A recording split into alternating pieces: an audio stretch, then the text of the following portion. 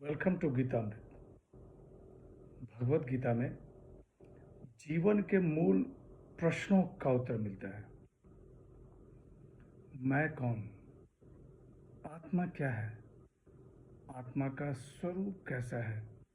गीतामृत में इन्हीं विषयों का वर्णन सरल शब्दों में। Gita is eternal science and researching Gita गेट अमृत। अहम ब्रह्मास्मि, मैं आत्मा हूँ। पिछले सेशन में चर्चा की थी अध्याय 13 श्लोक 20 एवं 21। आज के चर्चा का विषय है अध्याय 13 श्लोक 22 एवं 23। अध्याय 13 क्षेत्रज्ञ विभाग योग। श्लोक 22।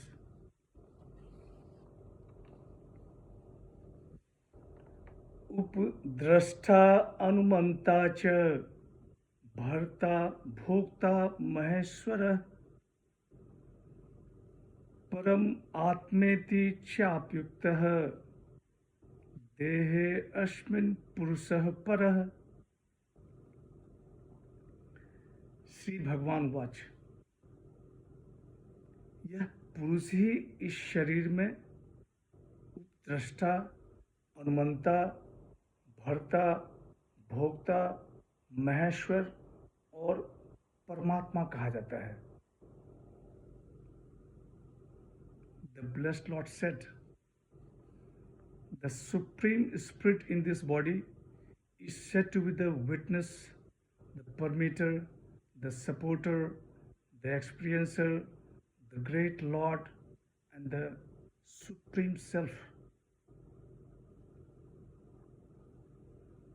पिछले सेशन में कहा गया कि पुरुष प्रकृति में स्थित हुआ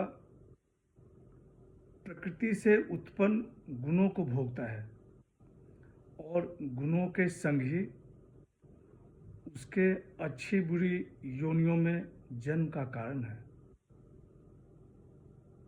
यहाँ भगवान श्री कृष्ण कह रहे हैं कि यह पुरुष ही इस शरीर में उपद्रष्टा, अनुमंता, भर्ता, भोक्ता, महेश्वर और परमात्मा कहा जाता है।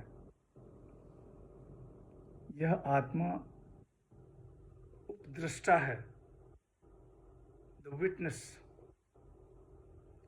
स्वयं कार्य न करता हुआ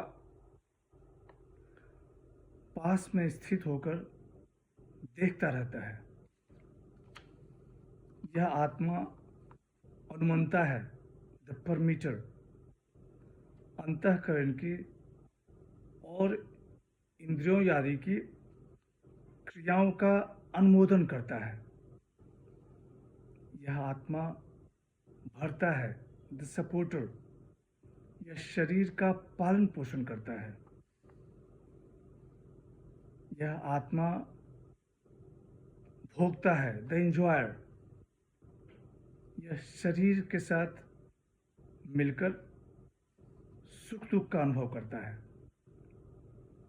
यह आत्मा महेश्वर है, द ग्रेट लॉर्ड।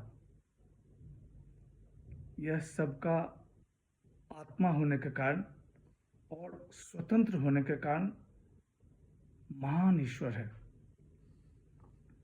यह आत्मा परमेश्वर है, द सुप्रीम सेल्फ।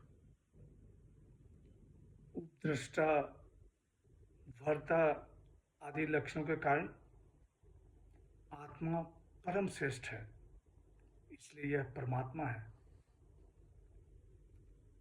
उपनिषद में भी इसे परमात्मा शब्द से संबोधन किया गया है। आगे पुरुष और प्रकृति को तत्व से जानने का फल बताया गया है। श्लोक 23।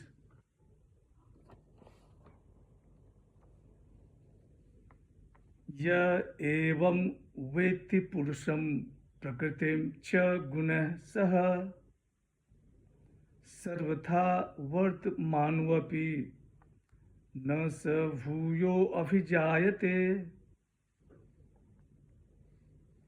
श्री भगवान वाच।